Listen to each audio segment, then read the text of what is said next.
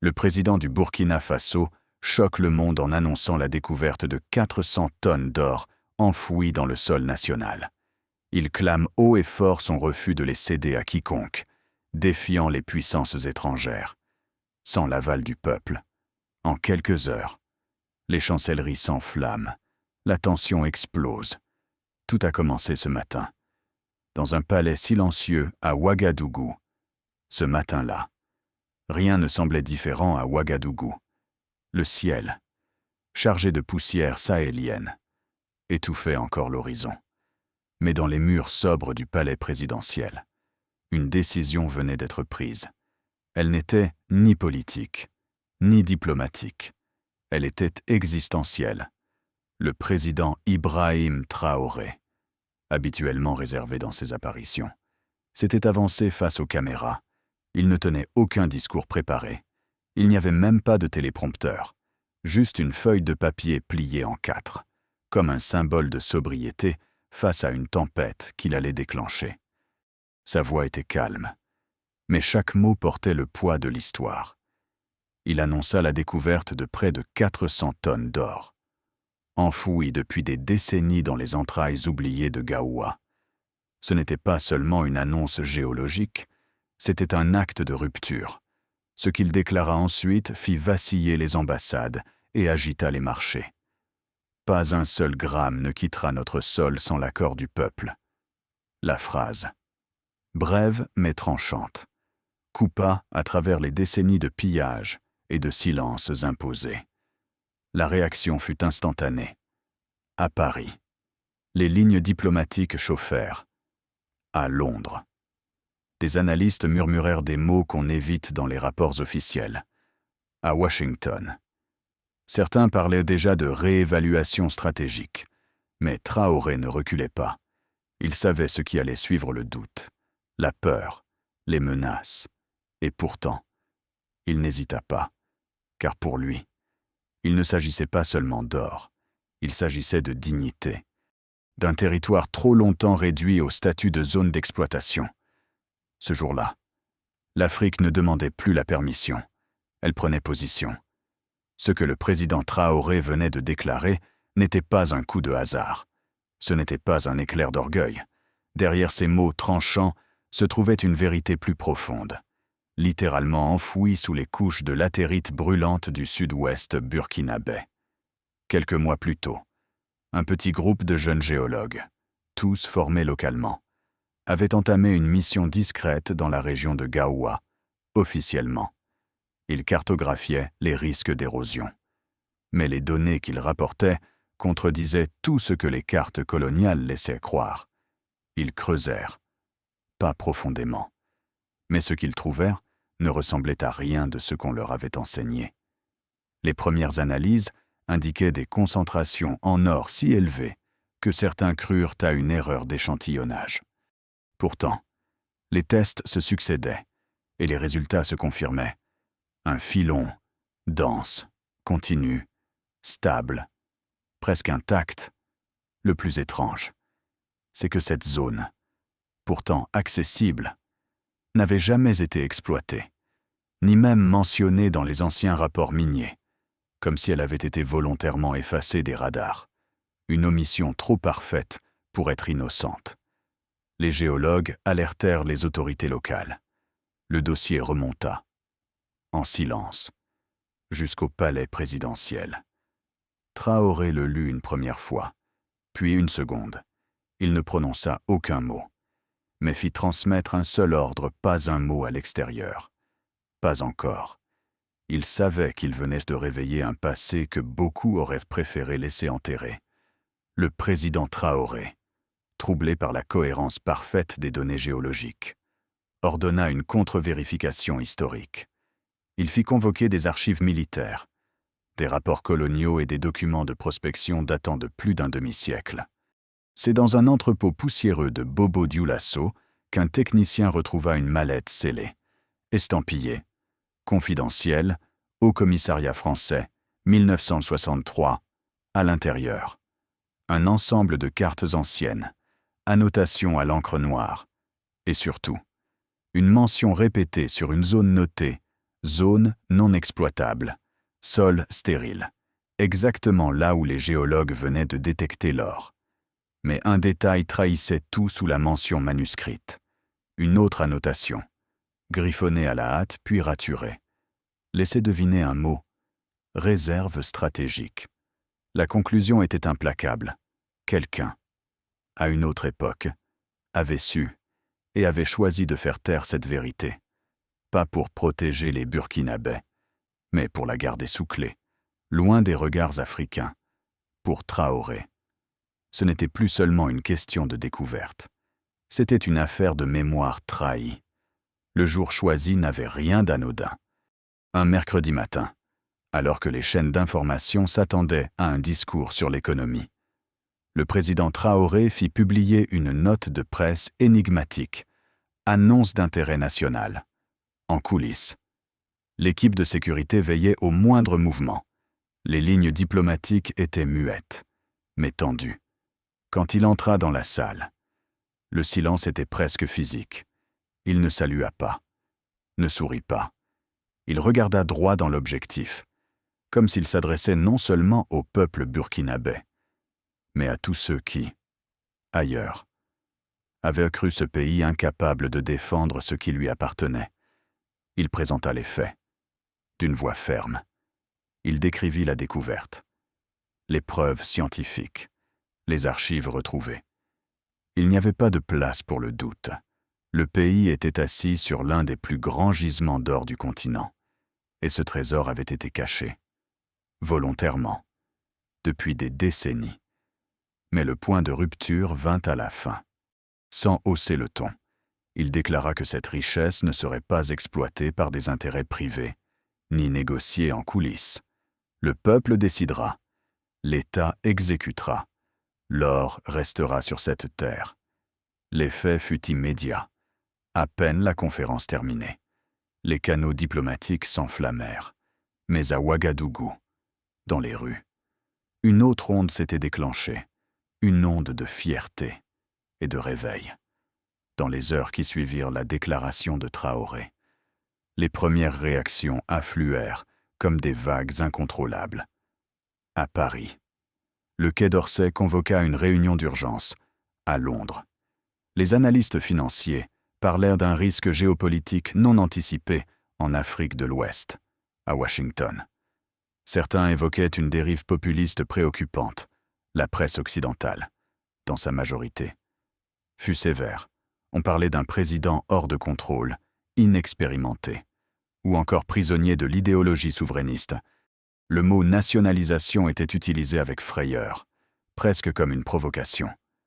Mais ailleurs, un autre ton montait. Sur les réseaux sociaux africains, le visage de Traoré devint viral. Des pancartes numériques affichaient « Ce n'est pas un président, c'est un bouclier ». Le hashtag « Luanda l'eau reste à nous » monta en flèche du Caire à Johannesburg, dans certaines rues de Bamako, Niamey ou même Kinshasa. De petits rassemblements spontanés éclatèrent, comme un souffle qu'on n'attendait plus. Traoré, lui, restait silencieux. Il observait. Il savait que ce n'était que le début, que plus la lumière s'abattait sur cette vérité, plus l'ombre autour de lui s'épaissirait. Et quelque part, dans l'ombre justement, certains commençaient à s'agiter, car ce que Traoré venait de réveiller, ce n'était pas seulement un gisement, c'était une mémoire, une fierté et une menace. Tandis que les projecteurs du monde entier se braquaient sur la présidence burkinabé, dans l'ombre du pouvoir, un autre homme observait avec calme. Le colonel Marcel Dogon, ancien chef du renseignement militaire, décoré pour ses campagnes dans le Nord, stratège froid au regard d'acier, aux yeux du public, un patriote discret.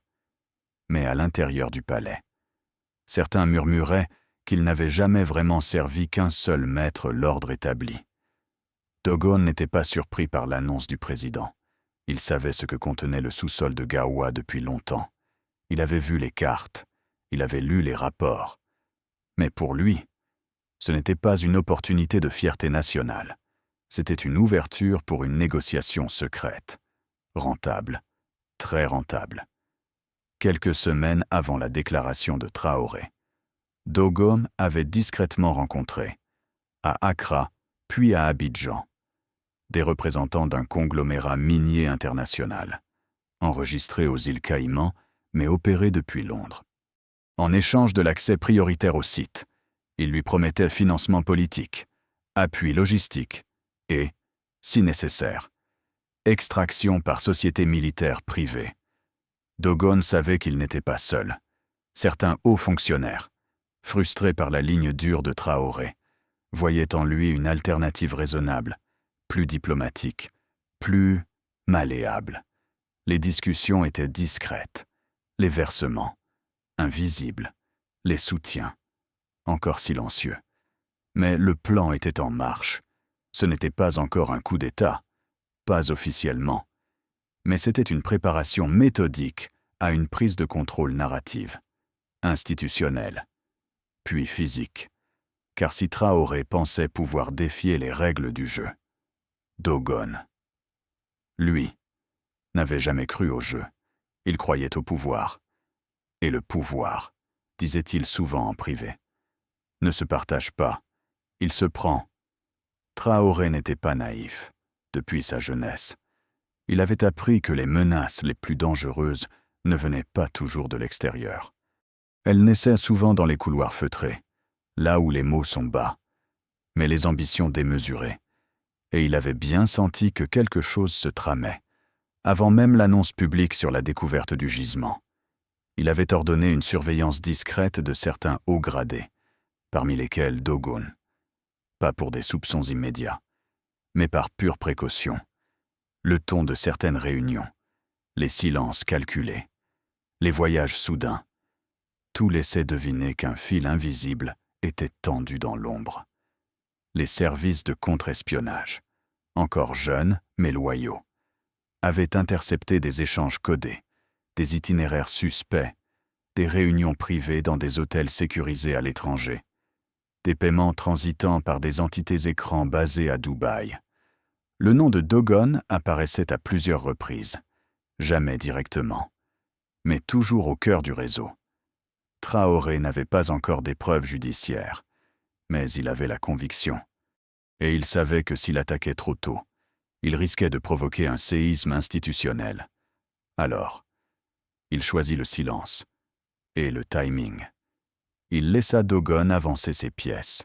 Il observa les alliances se nouer, et dans son bureau, il traçait une autre carte, celle de la riposte, car il savait qu'un coup d'État n'avait pas besoin de tanks pour commencer. Il suffisait de voler le récit.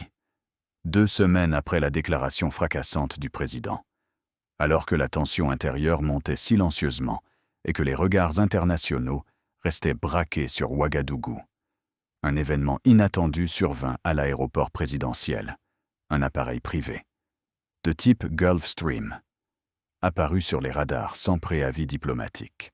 Il venait de Windhoek, la capitale de la Namibie. Aucun appel officiel, aucun protocole transmis. La tour de contrôle hésita, mais laissa atterrir sous autorisation d'urgence. La délégation présidentielle fut prévenue. Dans le silence tendu d'un convoi qui s'approchait de la piste, les agents de sécurité scrutaient l'appareil sans signe distinctif. Quand la porte s'ouvrit, ce fut une silhouette familière qui descendit.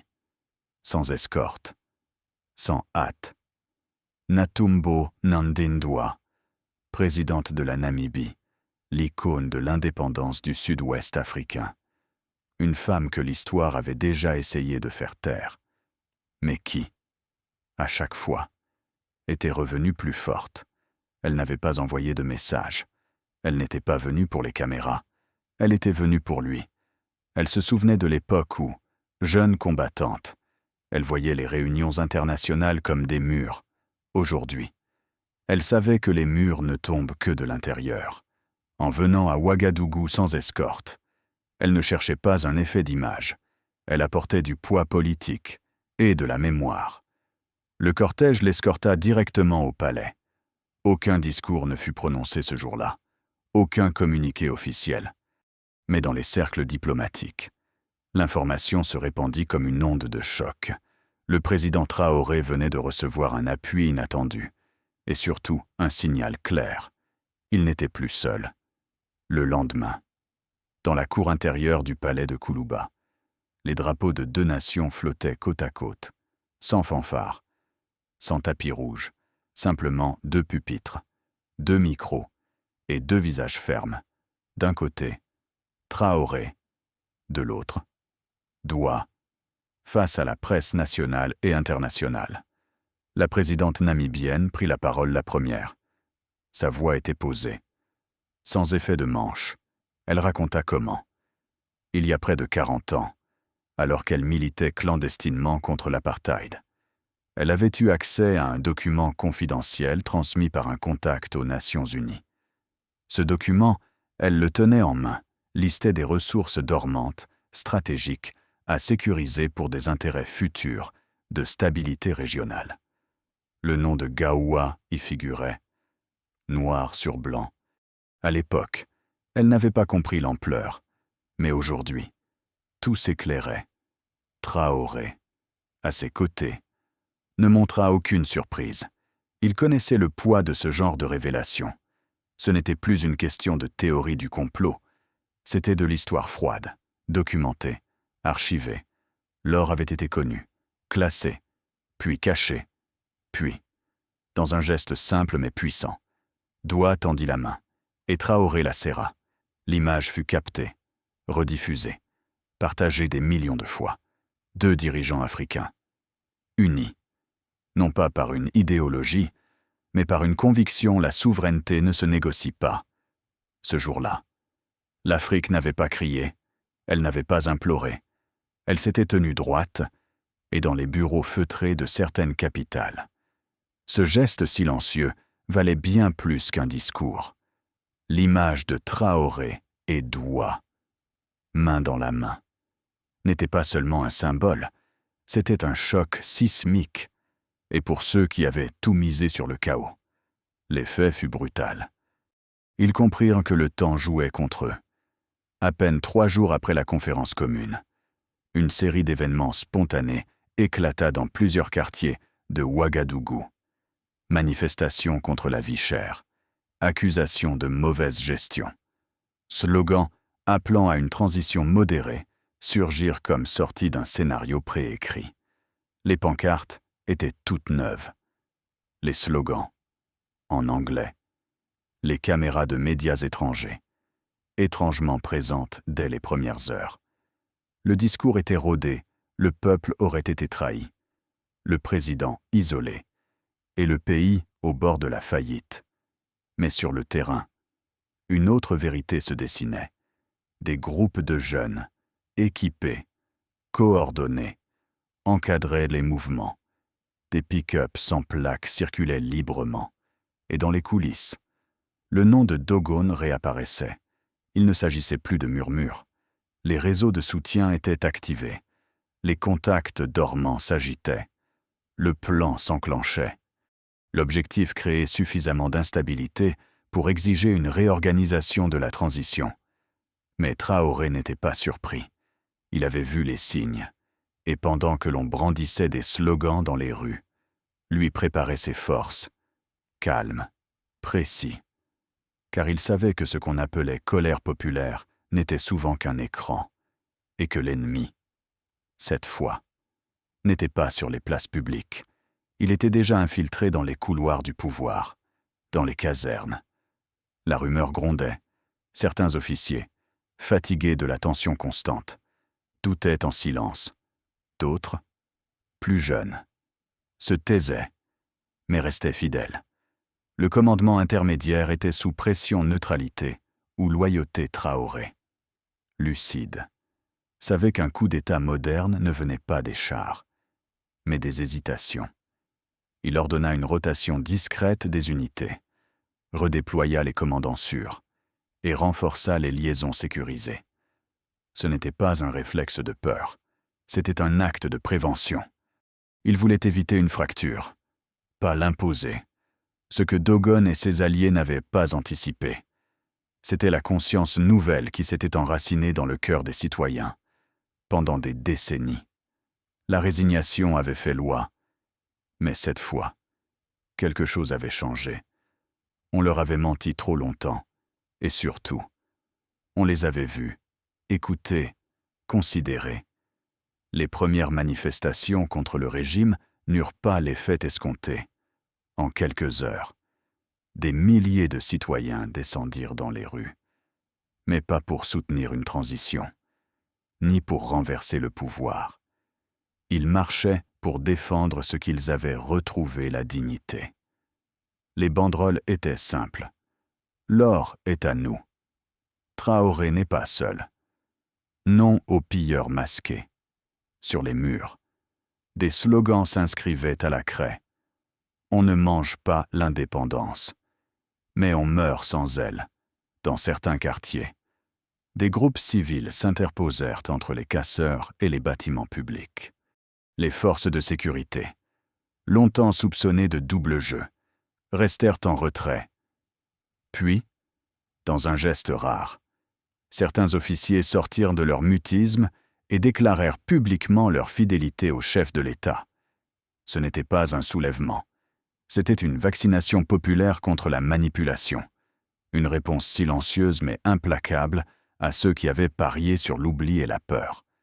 Traoré, depuis son bureau, ne donna aucun ordre ce jour-là. Il n'eut pas besoin de le faire. Le peuple venait de prendre position.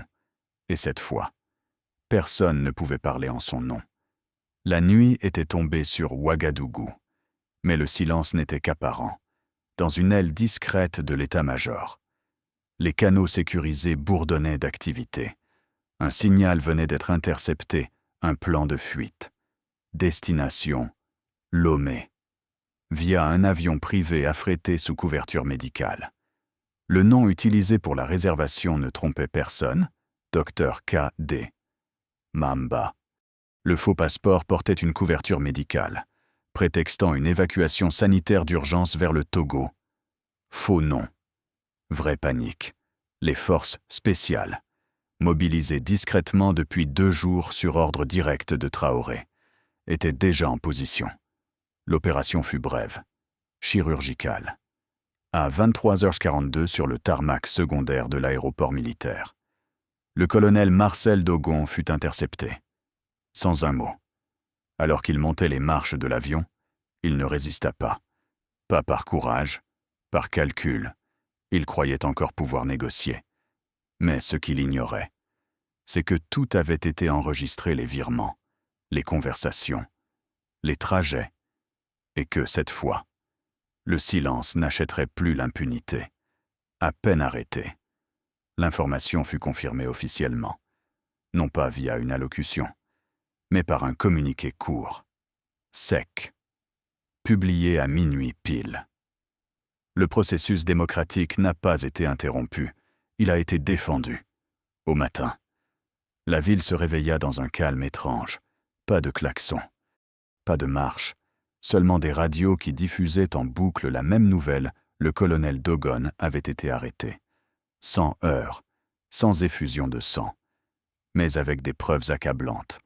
Lors d'une conférence brève, sans drapeau ni décoration. Le président Ibrahim Traoré prit la parole. Il ne chercha ni triomphe, ni revanche. Son ton était grave, contenu. Il parla d'un acte de trahison, mais aussi d'un système hérité qui refusait de mourir. Il présenta au public une série de documents, transferts bancaires codés, échanges de courriels, engagements secrets signés entre Dogon et un consortium étranger opérant depuis Londres. Tout était là, transparent, inattaquable. Puis il ajouta une phrase simple. « Ceux qui pariaient sur l'échec de notre peuple se sont trompés. Ce pays n'est plus un terrain à vendre. Il est une nation debout. » Aucune clameur ne suivit. Juste un silence lourd, un silence de justice rendue. Car pour la première fois depuis longtemps, ce n'était pas un putsch qui avait parlé, ni une arme, c'était la vérité, et elle n'avait plus besoin de crier. Le matin où la nouvelle fut annoncée, il n'y eut ni tambour, ni discours triomphant, juste une voix, claire et calme, transmise à la radio nationale. celle du président. Il n'était plus question de victoire, ni d'ennemi vaincu. Cette fois, il parlait d'avenir, concret, tangible. Traoré déclara la création du Fonds national de l'or. Un outil, pas une promesse, un système de gestion autonome, public, dont chaque transaction serait visible en ligne, traçable par n'importe quel citoyen, depuis le plus haut fonctionnaire jusqu'à l'agriculteur de la savane. Ce n'était pas un projet politique, c'était un contrat moral. Les premières décisions furent immédiates, affecter une part des revenus à la santé, à l'éducation, à l'énergie, sans intermédiaire, sans commissions occultes. Mais au-delà des chiffres, il y avait le message « désormais ». Ce qui vient du sol ne partira plus sans laisser de traces, ni vers l'étranger, ni dans les poches invisibles. Pour la première fois, l'or n'était plus un mot abstrait, ni une malédiction silencieuse. C'était une arme pacifique, une réponse à des décennies de pillage, une manière de dire nous ne sommes plus à vendre. Et dans les rues, ce jour-là, il ne s'agissait plus d'applaudissements, mais d'un sentiment nouveau, la fierté d'avoir repris le contrôle, sans tirer une seule balle, à peine quelques semaines après l'annonce du Fonds national. Un autre message circula, mais cette fois, il ne venait pas que de Ouagadougou. Il était cosigné par 3 chefs d'État, le Burkina Faso, la Namibie et la Guinée. 3 pays, 3 trajectoires. Une même décision, reprendre le contrôle de leurs ressources stratégiques. Ce qu'ils proposaient n'était ni une organisation, ni un bloc idéologique. C'était plus simple, plus direct, une alliance pour la souveraineté minière africaine. Partage d'expertise, coopération technologique, refus commun de toute négociation opaque, une ligne rouge. Claire plus jamais sans les peuples. Ce n'était pas une rupture spectaculaire, c'était un basculement silencieux, dans un monde saturé d'accords imposés. Cette alliance inédite faisait figure d'anomalie, mais elle parlait une langue que beaucoup comprenaient. De Dakar à Dar es Salaam, celle du respect. Dans les couloirs du FMI.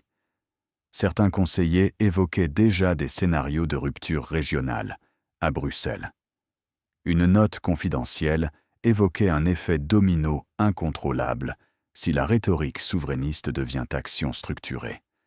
Ce n'était pas une guerre ouverte, mais c'était une alerte, et elle était prise au sérieux. Et quand les 3 chefs d'État se retrouvèrent à Gaoua, devant la pierre inaugurale du gisement, il n'y eut qu'un mot gravé. Nous ne possédons pas la terre. C'est elle qui nous donne la responsabilité de la défendre. Ce jour-là, l'Afrique n'a pas demandé sa place, elle l'a occupée. 1 an après, les caméras sont reparties. Le tumulte s'est calmé. Mais le pays, lui, ne s'est pas arrêté. À Gaoua, le premier hôpital public financé par le Fonds de l'or soigne ses premiers patients, dans 5 régions rurales. Des lampadaires solaires éclairent les écoles. Chaque soir, le programme de bourse fonctionne, sans filtre, sans favoritisme. Et les chiffres, cette fois, ne sont pas cachés, ils sont visibles, en ligne, pour tous. Aucun miracle, aucune révolution spectaculaire, juste des décisions tenues, des engagements respectés. Le Burkina Faso n'est pas devenu un modèle, mais il est devenu maître de ses choix, et dans d'autres capitales africaines. Des voix commencent à s'élever, pas pour copier, mais pour réfléchir, pour se relever. Car cette histoire ne s'est pas terminée par une victoire, elle a commencé par un refus de se taire, un refus de se vendre, un refus de jouer les règles écrites ailleurs. Et parfois, c'est dans le refus que naît la possibilité de tout réécrire, non pas pour faire rêver, mais pour exister, pour dire « l'Afrique n'attend plus ». Elle agit. Merci à tous d'avoir regardé cette vidéo. N'hésitez pas à me dire en commentaire ce que vous pensez de cette histoire. Pensez à aimer la vidéo et à vous abonner pour découvrir d'autres contenus passionnants sur ma chaîne. N'oubliez pas de liker, de commenter et de vous abonner pour d'autres histoires inspirantes de développement personnel et d'autonomisation.